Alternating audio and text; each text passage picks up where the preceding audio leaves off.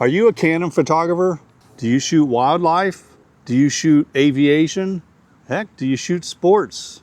Then you've probably had your eye out on the Canon 200 to 800 zoom lens. I got one. I'm not going to do a full review of all the specs of this. I'm going to give you my real world take on using this lens to shoot airplanes and jets at AirVenture 2025 in Oshkosh. So let's dive right into it. Hey, I'm Scott. Thanks for checking out this video. So I'm primarily a sports photographer now. So I need fast glass and I need long glass. So I've got everything from a 15 millimeter 2.8 all the way up to a 400 2.8. And this football season, this upcoming football season, I'll be using some new gear, including the 200 to 400 f4 lens with the built-in teleconverter. So be sure to watch for my video about that once I get a chance to use it for some Big 12 and NFL football this fall. I bought the 200 to 800 lens for daytime sports, for wildlife, and for the EAA AirVenture Airshow in Oshkosh. And I had the chance to take this up to Oshkosh last week, and let me tell you a little bit what I think about it. I'm not going to do a review of this lens in terms of the specs and what it's made of. There's plenty of videos about that now.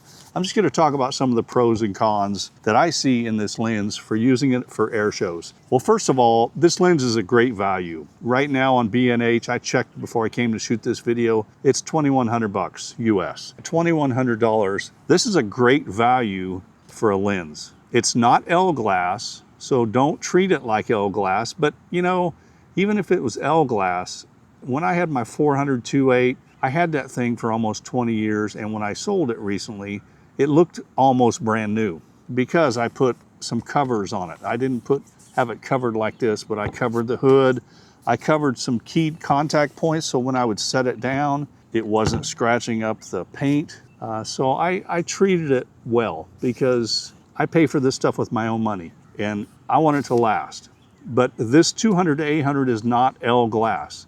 I know there have been some reports of it breaking. Who knows how legitimate that is. It has a 1-year warranty, so I'm gonna ride that warranty as long as I can. And again, at $2,100, I think it's a great bang for your buck lens. Now, why did I want this lens? Why might you want this lens? It's a 200 to 800 zoom. Seriously, that's crazy. Now, some people are gonna say, oh, it's a variable aperture lens. It's 6.3 to 9. Well, the fact is that's only one stop. So from 200 to 800, you're only losing one stop. And frankly, if you're shooting wildlife, aviation for that matter, aperture didn't really matter that much for me. And I'm gonna use this for some other things. I also am a marching band photographer for the Kansas State University Marching Band. I think this will be a great lens for the marching band coverage this fall, obviously in day games, but I'm certainly going to try it at nighttime games too. In those videos, we'll look at how well it performs in that situation and how well it does with blowing out the backgrounds and those kind of things. I think you're going to be surprised.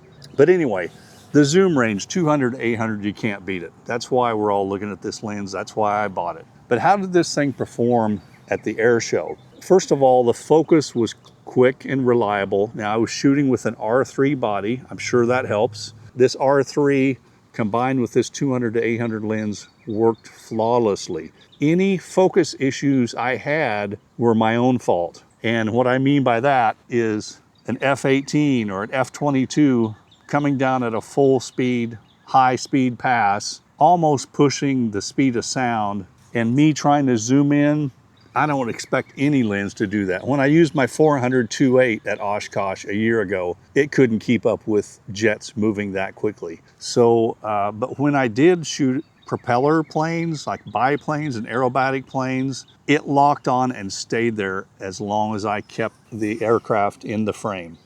I had no focus issues at all. It was quick and reliable, and anything that didn't lock focus was generally my own fault. Now, one of the things I don't like about this lens, it has this smooth and tight ring. And again, I'm not gonna get into this, but you'll see this in other videos. This is for the lens, how tight it is when it zooms. I basically keep it on loose or smooth all the time. It's smooth and tight, excuse me. I keep it on smooth all the time when I'm shooting, and then I put it on tight when I'm moving with it. And actually there was very little, if any, lens creep when I had it on tight. And so when I carried the lens over my shoulder, I had it on tight and there was very little lens creep. But when I was shooting, I had it to smooth all the time. One of the things that I don't like about this lens is that it's a barrel zoom. It's somewhat long when you zoom out, and it does take some work to get from 200 all the way to 400. And look what I'm doing here. This is what I've noticed in a lot of videos about this lens. People say, oh, it's a long zoom. It's not that hard to turn. It's not that hard to turn. However, you need to think about doing this and turning it. You're not gonna do this and go back. You'll miss the shot. So basically what I would do is think about where I wanted this zoom range to end up, because the reality is my fingers are only gonna turn it. Let's start out right here. I'm at 200. There's one turn that gets me to 250. There's another turn that gets me to 3. That got me to 4. There's 5 and up to 8. So it's gonna take a good 5 or 6 turns like this to get it all the way to 800. So when you see people reviewing this, not knocking other content creators and other photographers, but when you see people talking about the zoom and the barrel zoom like this and doing this, that doesn't count. What counts is doing it like this when you're shooting. And you're not gonna, you can hold it like this. I tried everything possible. It just takes some getting used to. So that's really the biggest knock I have on this lens, is that the barrel and the zoom is somewhat long. It takes some work to get it from 200 to 800 quickly. I did miss some shots because of that as I tried to get used to it. And I generally would keep the tripod collar like this. That's generally how I shoot with it on a monopod, or with my 400 on a monopod or anything. I would just have my fingers right here and turn, or hold the lens like this. But with this one, I found that I was trying to, and I'm not sure I'm convinced this is the best way to go, but I moved this some, and then I could zoom it a little bit farther because the tripod collar is out of the way and moves when I move my hand. That's the other knock about this lens, and I don't like it either, is that this tripod collar is not removable. It doesn't come off. So that's a way I found, instead of shooting like this is how I started, and I would turn it like this, back and forth. I found, because there's an air show every day at Oshkosh, so I had, and on Wednesdays and Fridays there's 2 air shows, a daytime and a nighttime. So I had 1, 2, 3, 4, 6 air shows to try this at. And yes, I did use this at the nighttime air show as well, and I think it worked great.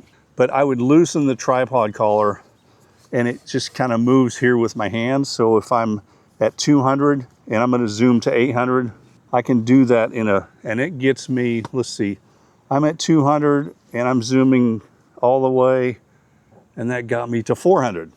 But I could start at 300 and zoom all the way to 800 right there. Well, actually that's 6. So you're really not going to get a full 200 to 800 zoom in one swoop without some dramatic movement like you see people doing online all the time when it's not held up to their face. So think about when you're holding up to the face and how you're going to take advantage of that zoom range. That's kind of it in short. Again, not talking about the specs of this thing, the details of the functions and those things. I used autofocus the entire time. I also had image stabilization on all the time, and I probably, unlike other L glass that I've used in the past that have had image stabilization for sports, it's almost always off unless I was panning motorsports, but or sometimes track and field. But IS was almost always off for sports action for me. With this lens, shooting at the air show, really shooting the marching band, whatever I shoot with this, I'm just gonna leave image stabilization on. I think that'll work best. So I hope you found this video useful. Let me know in the comments if you have this lens and how it's working for you, your thoughts on the zoom range, anything else that I haven't touched on, and if you've shot some aviation or air shows, let me know if you've used this lens for that and how it's worked for you. So Thanks for watching this video. I hope you found it useful. Give it a big thumbs up if you like it, and subscribe. And I'll be doing more videos about this specific lens. In fact, I'll be shooting the marching band very soon at a practice. And I will also shoot them obviously at football games, and I'll do a video about that as well. And I hope to also go to Yellowstone this fall. And obviously I'm going to take this lens and hopefully catch some wildlife. So thanks for watching. Give it a big thumbs up. We'll see you down the road.